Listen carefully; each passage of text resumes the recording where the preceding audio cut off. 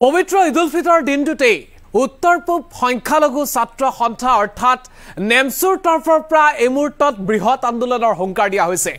ওয়াকফ সংশোধনী বিধেয়কৰ বিৰোধিতা কৰি ৰাজ্যত তীব্ৰ আন্দোলন গঢ়ি তুলিব নেমছুৰ তৰফৰ পৰা কোৱা হৈছে যে অনাগত সময়ত আল্লাই কাকো ৰেহাই নিদিয়ে যদি মুছলমানৰ অধিকাৰ কাঢ়ি লোৱা হয়।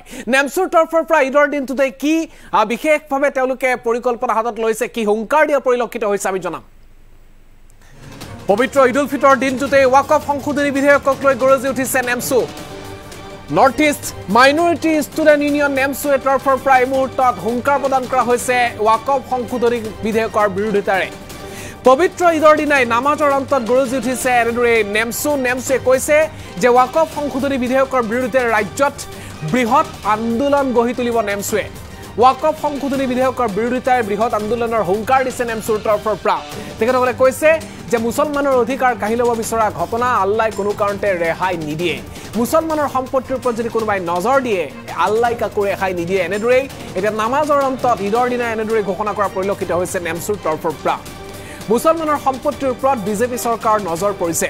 ওয়াকফ সংশোধনী বিধেয়কক কোনো পধ্যেই ইছলাম ধৰ্মাৱলম্বী লোকে মানি নলয়, এয়া আমাৰ স্পষ্ট কথা। অতি শীঘ্ৰে অসমত মুছলমানৰ সম্পত্তি ৰক্ষাৰ বাবে আন্দোলন হ'ব। অসমত মুছলমানৰ সম্পত্তি ৰক্ষাৰ বাবে আন্দোলন কৰিব নেমছুৱে। আমাৰ সম্পত্তি কাৰো পৈতৃক সম্পত্তি নহয়, এয়া আমাৰ পূৰ্বপুৰুষৰ সম্পত্তি।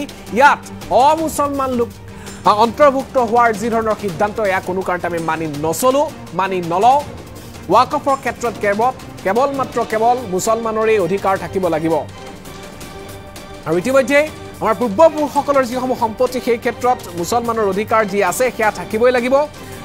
আমাৰ সম্পত্তিৰ ক্ষেত্ৰত কাকোকে আমি অধিকাৰ সাব্যস্ত কৰিবলৈ নিদিওঁ। ক'ৰবাত আমাৰ মছজিদৰ মাটি আছে, ক'ৰবাত মাদ্ৰাছাৰ মাটি আছে, আৰু এনে স্থানসমূহৰ মাটি মুছলমানৰ কল্যাণৰ বাবে ব্যৱহাৰ হৈ আহিছে। বিজেপি চৰকাৰে মুছলমানৰ সম্পত্তি থৰক বৰক কৰি তুলিছে, আমি মানি নলওঁ। আৰু নেমছুৰ তৰফৰ পৰা অৰ্থাৎ উত্তৰ পূব মাইনৰিটি ষ্টুডেণ্ট ইউনিয়ন চমুকৈ নেমছুৰ তৰফৰ পৰা ৰাজ্যত এই বিধেয়কখনৰ বিৰুদ্ধে তীব্ৰ গণতান্ত্ৰিক আন্দোলন তেওঁলোকে গঢ়ি তোলাৰ কথা কৈছে। আৰু গৰজি উঠিছে ঈদৰ দিনটোতে নামাজ আদাৰ শেষত তেওঁলোকে কৈছে যে মুছলমানৰ অধিকাৰ কাঢ়ি ল'ব পৰা বা কাঢ়ি ল'ব বিচৰা ঘটনা আল্লাই কোনো কাৰণতে সহ্য নকৰে। এক প্ৰকাৰ ইছলাম ধৰ্মাৱলম্বী লোক নেমছুৰ তৰফৰ পৰা এনেদৰেই গৰজি উঠা পৰিলক্ষিত হৈছে। আগবাঢ়িছোঁ মন্তব্য নেমছু। সমগ্ৰ ভাৰতবৰ্ষত ওয়াকফ বোৰ্ডৰ অধীনস্থ যি মুছলমানসকলৰ সম্পত্তি আছে, এই সম্পত্তিৰ ওপৰত এতিয়া চৰকাৰৰ বিজেপি চৰকাৰৰ আৰু কিছুমান নেতাৰ এতিয়া নজৰ পৰিছে। আৰু সেই নজৰত মুছলমানৰ সম্পত্তি এতিয়া থৰক ভৰক কৰি আছে। কোনোবা দিনা বিজেপি চৰকাৰে এই মুছলমানসকলৰ সম্পত্তি হজম কৰি দিয়ে, গিলি দিয়ে, তাৰ কোনো ঠিক নাই।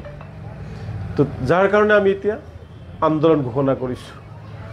অচিৰে আমি অসমত নিজৰ সম্পত্তি, নিজৰ ওয়াকফ সম্পত্তিসমূহ ৰক্ষাৰ কাৰণে আমি সমগ্ৰ অসমজুৰি আমি গণতান্ত্ৰিকভাৱে আন্দোলন কৰিম। কিন্তু তাৰ পূৰ্বে আমি চৰকাৰক অনুৰোধ জনাইছোঁ যে আমাৰ যিসমূহ সম্পত্তি আছে সেই সম্পত্তি কাৰোবাৰ পৈতৃক সম্পত্তি নহয়। এয়া পূৰ্বপুৰুষৰ পৰা ক'ৰবাত মছজিদৰ বাউণ্ডাৰীত আছে, মছজিদৰ মাটি আছে, ক'ৰবাত মাদ্ৰাছাৰ মাটি আছে, ক'ৰবাত ঈদগাহৰ মাটি আছে, ক'ৰবাত আকৌ অনাথ শিশুসকলৰ কাৰণে ক'ৰবাত মাটি আছে, যিসমূহ ভাড়া দি বা যিসমূহ বিভিন্ন কামত লগাই মুছলমানসকলৰ যিসমূহ দুখীয়া মানুহ আছে সেইসকলৰ কল্যাণৰ কাৰণে তাৰ পৰা কাম কৰা হয়। সেই বিজেপি চৰকাৰৰ নেতৃবৰ্গ আপোনালোকৰ কিয় চকু পৰিছে এই সম্পত্তিৰ ওপৰত? আপোনালোকৰ নজৰ ইমান বেয়া কিয় মুছলমানৰ অধিকাৰ বাৰম্বাৰ আপোনালোকে কাঢ়ি ল'ব বিচাৰিছে? আজি পবিত্ৰ ঈদৰ দিনা নামাজ পঢ়ি আজি আমি কৈছোঁ আমাৰ সম্পত্তিৰ ওপৰত যদি আপোনালোকে নজৰ দিয়ে ওপৰ আল্লাই কিন্তু আপোনালোকক সোধাই নেৰে। আমাৰ সম্পত্তিৰ ওপৰত এই অনাথ শিশুসকলৰ সম্পত্তি, মাদ্ৰাছা মছজিদৰ সম্পত্তি, ঈদগাহৰ যি মাটি, এইসমূহত যদি আপোনাৰ নজৰ পৰে, যদি ওয়াকফ বোৰ্ডৰ যি আইন, এই আইন যদি সংশোধন কৰিব বিচাৰিছে আৰু যদি আপোনালোকে তাক অধিগ্ৰহণ কৰিব বিচাৰিছে তেতিয়াহ'লে খুব ভাল নহ'ব। ওপৰৱালাৰ জৰিয়তে আপোনালোকৰ পাপ লাগিব। আৰু আমিও বহি নাথাকোঁ, ঈদৰ দিনা ঘোষণা কৰিছোঁ, আমিও বহি নাথাকোঁ, আমিও গণতান্ত্ৰিকভাৱে আন্দোলন কৰিবলৈ সাজু হৈছোঁ।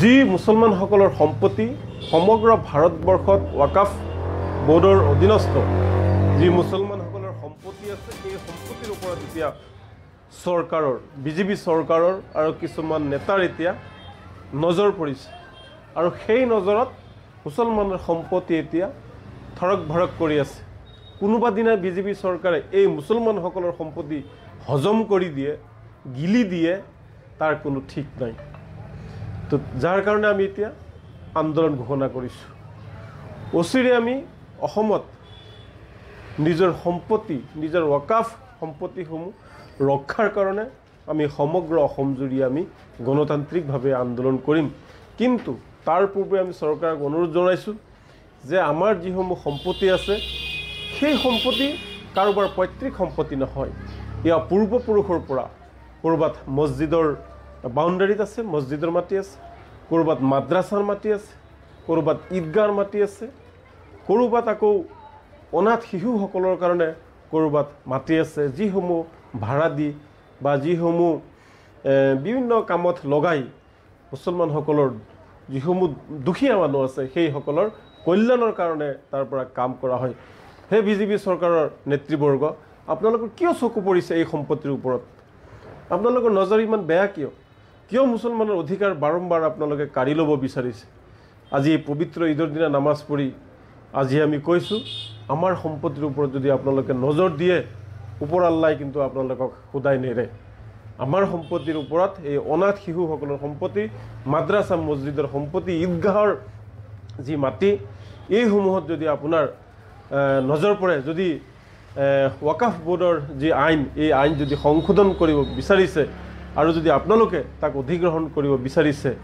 তেতিয়াহ'লে খুব ভাল নহ'ব ওপৰৱালাৰ জৰিয়তে আপোনালোকৰ পাপ লাগিব আৰু আমিও বহি নাথাকোঁ ঈদৰ দিনা ঘোষণা কৰিছোঁ আমিও বহি নাথাকোঁ আমিও গণতান্ত্ৰিকভাৱে আন্দোলন কৰিবলৈ সাজু হৈছোঁ